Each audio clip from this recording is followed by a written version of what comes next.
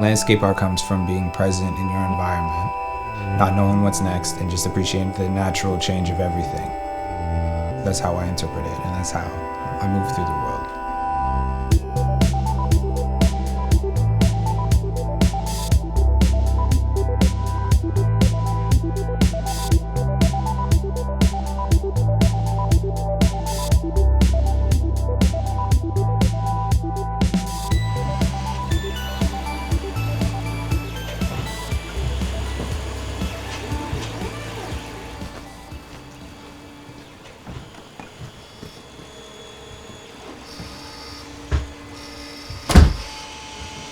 Right now we're in my studio.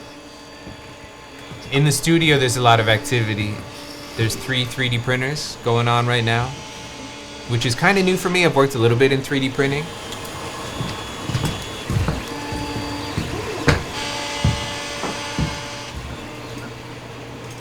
This is a landscape piece, so it's more traditionally what I do. The amount of possibilities in digital can become overwhelming. Every parameter is editable, and I could edit the color of the objects, the texture of the objects, the surface of the objects. You could iterate indefinitely, you know? It's like playing God. It's so funny how connected technology and nature is, and just the way it works, and the way the programmers have built these systems. If I were to make a 3D flower, it would be the same way as like a flower is made in the real world. It's like one petal that just gets bigger and bigger and bigger and rotates around equally. You know, there's math in both. You know, it's like knowing when something's done. It's hard. It's like when you're cooking and you're like, okay, this is seasoned. I'm gonna stop and eat it. Let's just say it's gonna be good to go. I basically hit render and then I watch it compute. It's so wild to see a computer try to figure out reality without knowing that that's what it's meant to do.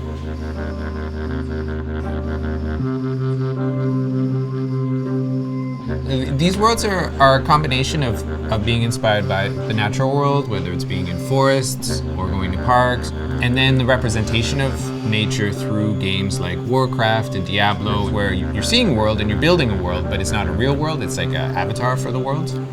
You know, like iconic tree shapes that we'll see out in nature. So when you see this, it's just triangles, but you're like, oh yeah, I know those trees. You know, these trees, it's like, they're in everything. Almost all my works. So I could just like copy this, move to a new file, you know, putting on different outfits for it.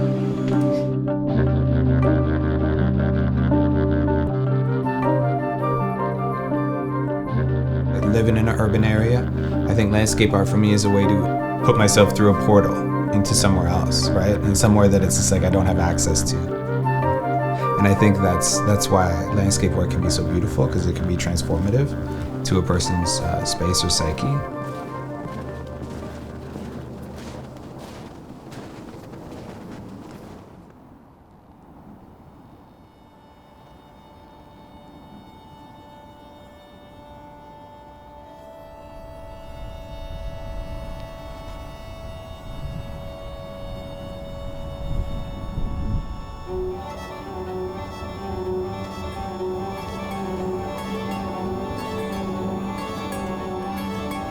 We're here in Charlie Park in Rosedale, and it's the site of Government House Number 4. It was Canada's most expensive house. It was right over there, built in 1910, and then just like a ridiculous palace that was built in this park that was later demolished because it was a government-owned property. So it's like a taxpayer money pit.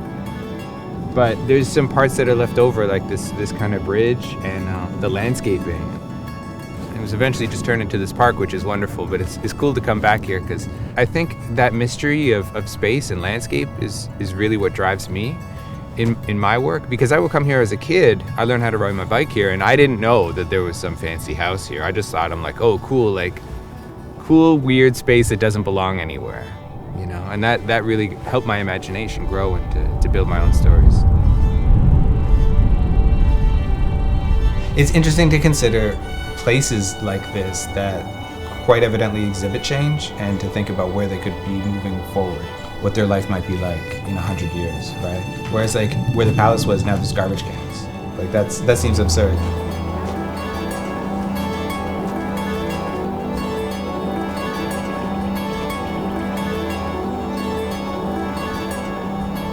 Being conscious of history is intrinsic in building empathy for space. Knowing where a place was, or at least appreciating that the place was some other place before.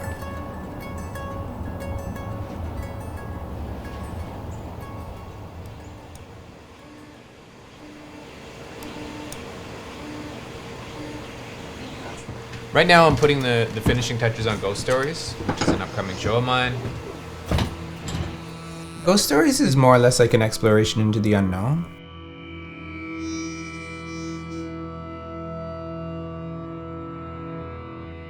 I think of a lot of things as like dead or alive.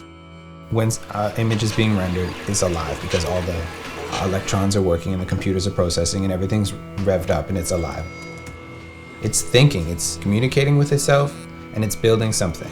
And then as soon as it builds that, it stops and it no longer needs to function anymore.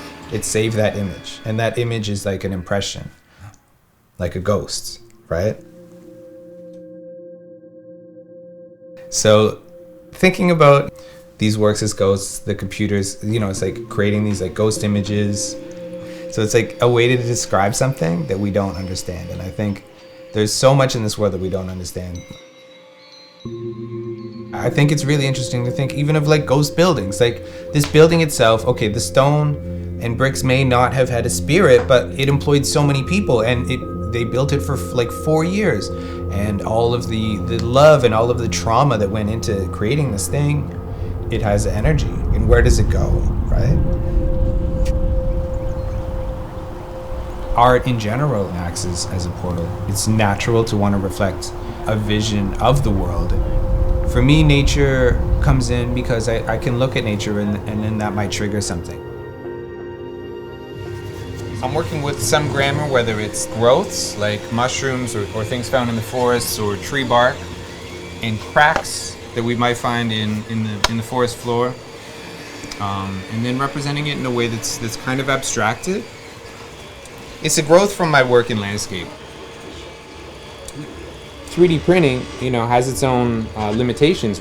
I don't think that it's possible to print something entirely perfect, so working with the imperfections and kind of embracing the imperfections, and then them informing how I build the work. Like, my work in the computer is like a mix of different surfaces and textures, and I think it's wonderful to be able to capture that.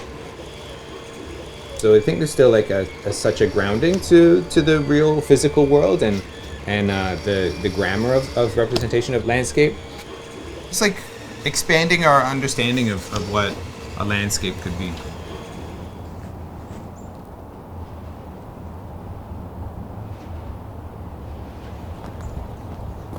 Our environment is something that really should be on everybody's mind.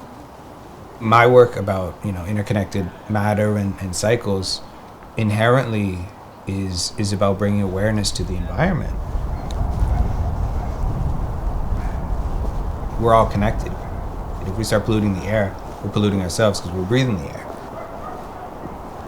It's like some very simple concepts that we just decide to take for granted or to ignore.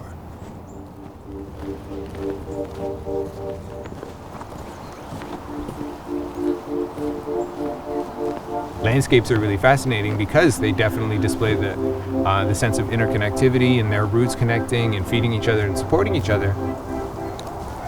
And these networks that exist that are underground, that are beneath our feet, that we don't really think about,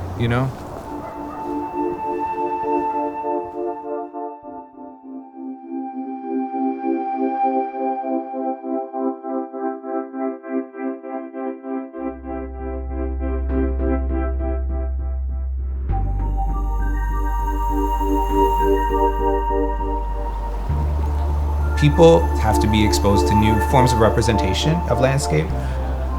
It's important for artists that do work in landscapes to push it forward and to allow for new meanings and new definitions to be built.